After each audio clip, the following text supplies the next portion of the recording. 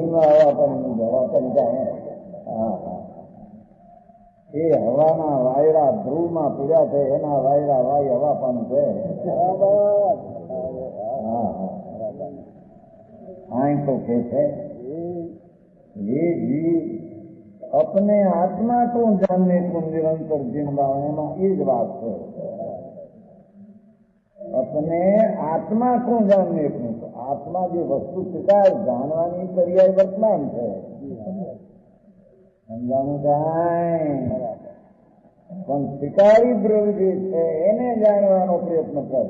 બરાબર. હા હા,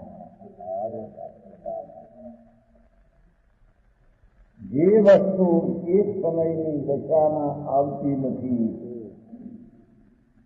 અને જે એક સમયની અવસ્થા ત્રિકાળીમાં ભળતી નથી એવી જીન સ્વભાવ વસ્તુ આત્મા એને શ્રદ્ધા જ્ઞાનમાં વિષય બનાય, એ ત્રિકાળીને શ્રદ્ધા જ્ઞાનમાં ધ્યેય બનાય, એને જીન ભાવના કહેવામાં આવે. આવી વાત છે. આ નયા દાન ભક્તિ ભગવાનની એ વિકલ્પ તો ક્યાંય વિચાર મહેલમાં ગયા. સમજાણવામાં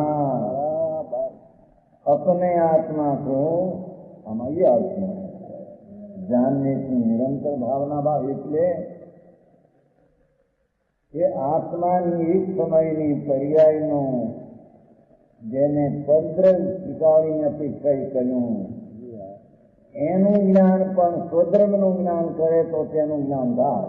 બરાબર. એક સમયની ક્ષેત્ર અવસ્થા અસંખ્ય દેશ જેમાં અનંત આનંદ ભર્યો છે એવું જે સ્વક્ષેત્ર ભગવાન અસ્થિપણે એની એક સમયની ક્ષેત્રની દશા જેમાં નિર્મળ પર્યાયનું રહેવું છે એ પરક્ષેત્રનું જ્ઞાન પણ સ્વક્ષેત્રીય આત્મા પિતરાળીનું જ્ઞાન કરે તો પરક્ષેત્રનું જ્ઞાન થાય. બરાબર.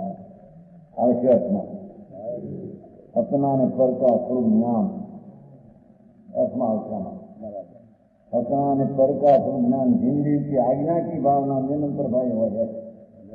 हाँ हाँ हाँ, अरे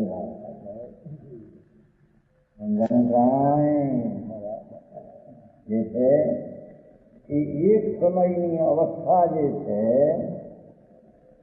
એનું જ્ઞાન જે સમય જે અવસ્થા તે કાળ તે દ્રવ્યની થવાની તે પર્યાયનો સ્વકાળ સ્વતંત્ર છે. બરાબર. એ સ્વકાળનું જ્ઞાન પણ શિકારી જ્ઞાન ભાવ જે કાળ વસ્તુ પોતે જ આખી વસ્તુ છે એનું જ્ઞાન અને એનો આશ્રયથી જ્ઞાન થાય ત્યારે પર્યાયનું જ્ઞાન પરનું જ્ઞાન સ્વનું જ્ઞાન થાય ત્યારે પરનું જ્ઞાન થાય. બરાબર. અરે જાણું કાંઈ એમ ભગવાન આત્મા અનંત ભાવ સ્વરૂપ એક રૂપ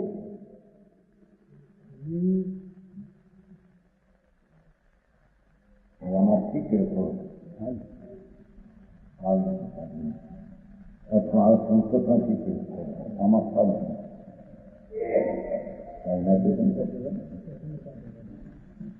એમાં સંસ્કૃતમાં કરશે શુદ્ધ બુદ્ધ એક સ્વભાવ સંસ્કૃત છે. શુદ્ધ બુદ્ધ એક સ્વભાવ એનો વિષય બનાવીને જે ધર્મ પર્યાય પ્રગટ થાય એનો પણ આશ્રય કરવા જેવો નથી.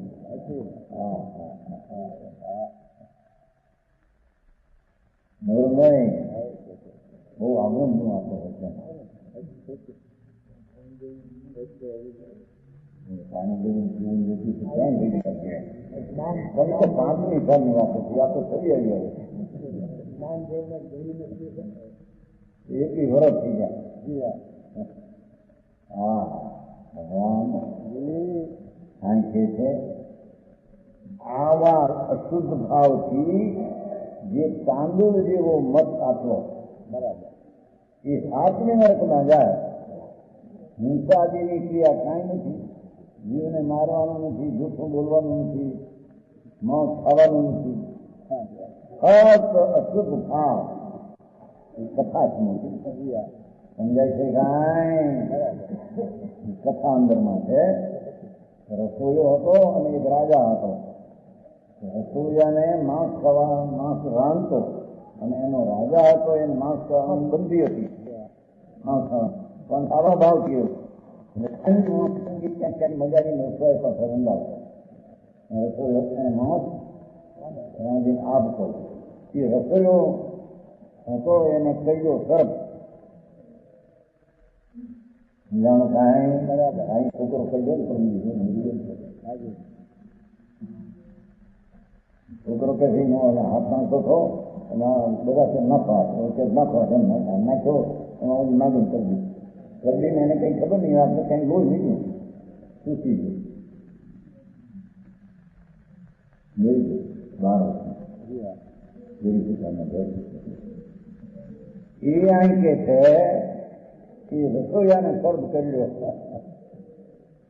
એ મરીને સ્વયંભૂ રમણ સમુદ્રમાં મહામત 1000 રૂપિયાનો હતો.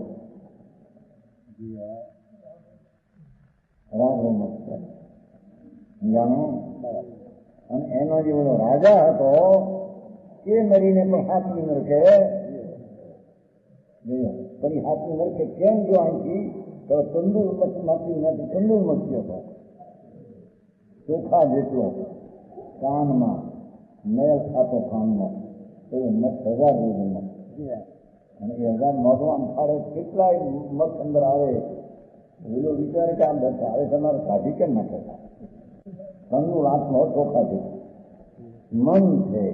વજ્ર નારાજ સંગણ છે, વજ્ર નારાજ સંગણ છે. આટલો મત છે. પહેલું સમજે ભાવના એવી. પેલો 1000 રૂપિયાનો મત હતો. આમ બધા મોઢું ફાળે જેવો મત આવે આમ કાઢી નાખતો. અરે આવડો હું હતો તો ન જવાબ દઈ કે ભાવ ની આ વાત છે. ભાવ ભાવ છો ને ક્રિયા ના હોય એની સાથે કઈ સંબંધ નહીં. હા, એ તો ઘરની ક્રિયા છે. ઘરના અસ્તિત્વમાં ઘરનું આ બધું આપણે સારા હાલ ચાલે. એના ભાવમાં એવા ભાવ સમજાઈ શકાય કે મરીને પાછા નરકે 2 હાથની નરકે ગયા. મત તો જાય પણ ઓલો એ તંદુર મત થઈ ગયો ભાવ. એ ભાવનાનો આધાર આપીને એવી અશુદ્ધ ભાવનાથી અશુદ્ધ ભાવનાનો એક ભાગ શુદ્ધ અશુદ્ધ ભાવ, અશુદ્ધ ભાવનાનો એક ભાગ અશુદ્ધ ભાવ અને અશુદ્ધ ભાવનાનો બીજો ભાગ શુદ્ધ ભાવ. એ 2 અશુદ્ધ ભાવ 2 ચાર ગતિના કારણ છે. બરાબર. શુભ હો કે અશુભ હો. ભાવ પાવું છે.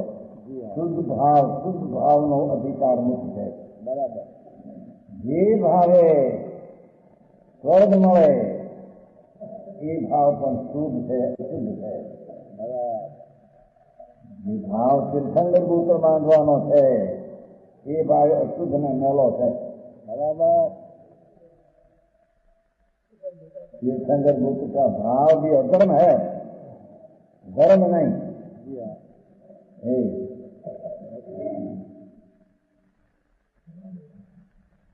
एक 2 अशुद्ध भावनी भावना तो एम के तो जिन भावना वितराग मूर्ति प्रभु જેમાં વિતરાગતા ભવી છે, પડી છે, તત્વ રૂપે બધું સતત છે. એનો આશ્રય કર તો વિતરાગતા પ્રગટ થશે. નિમિત્તનો, રાગનો અને પર્યાયનો આશ્રય કરીશ તો રાગ ઉત્પન્ન થશે અને લાભ માનીશ તો મિથ્યા દ્રષ્ટિ થશે. બરાબર. સમજાણું કાંઈ? માટે જીન ભાવના પરમાત્મા પોતે શુદ્ધ આનંદનું ધામ જેમાં એક સમયની પર્યાયનો પણ અભાવ, એવા ભાવની ભાવના કર. આવી વાત આ વિતરાગની આજ્ઞા છે. અનંત કેવળીઓ તીર્થંકરો પરમાત્મા થયા તેને પૂછે એની આ આજ્ઞા છે. સમજાય છે કાંઈ? अपने आत्मा को जानने को तो आत्मा द्रव्य सिखावे એને જાણવાની નિરંતર જીન ભાવના વિતરાગ ભાવમાં શુદ્ધ ભાવમાં ધ્યેય બનાવીને એને નિરંતર ભાવના પૂરી કર.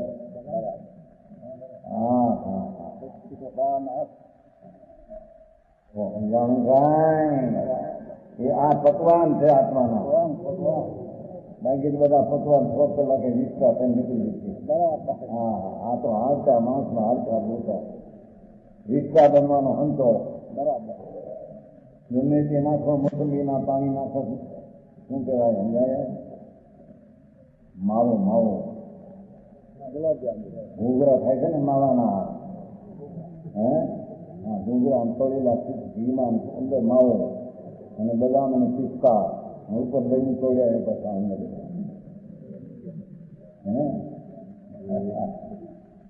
પડે છે નહીં.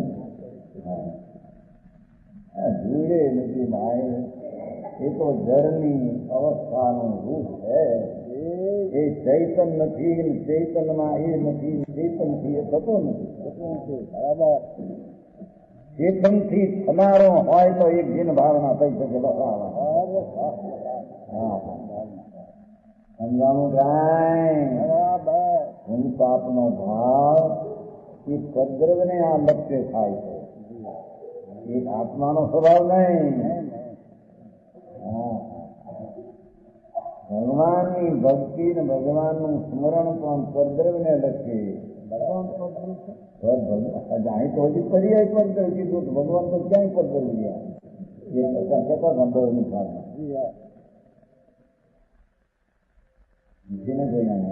પોતાનો એ કહેતા હતા. 10મી સાલમાં મ્યુનિસિપાલિટીના વ્યાખ્યાન ચાલતું કે દેવગુરુ શાસ્ત્ર પર એ તો શુદ્ધ છે. દેવ હરિહંસ પરમાત્મા સિદ્ધ દેવ ગુરુ નિગ્રંથ મુનિ મંત્ર દિગંબર આત્મ જ્ઞાની જ્ઞાની અમૃતના રત્ના વિલમ સલાહ લેનારા અને શાસ્ત્ર શાસ્ત્ર તત્પર છે એ તો વંશી છે, પણ દેવગુરુ પર એ તો શુદ્ધ છે કે એ અનંતવાર પર. હવે એકલા હું દેવગુરુ પર છે. અહીં તો એ તો પર કહ્યું પણ પોતાની પર્યાય પર છે. કેમ કે જેનો આશ્રય કરવાથી જીવને લાભ નહીં એને અહીંયા પર કહેવામાં આવે. બીજું ભાઈ પર્યાય નો આશ્રય કરવાથી કઈ લાભ ન થાય. માટે એ હતી છે પર દે. હા, 50 ખાતા થાય ને નિયમતા મોક્ષ નો માર્ગ નિશ્ચય સંજ્ઞ સંજ્ઞાન ચારિત્ર એ પદ્રશ જાય છે ને એનો આશ્રય કરવા જાય તો લાભ ક્યાં છે? તો વિકલ્પ છે. બરાબર.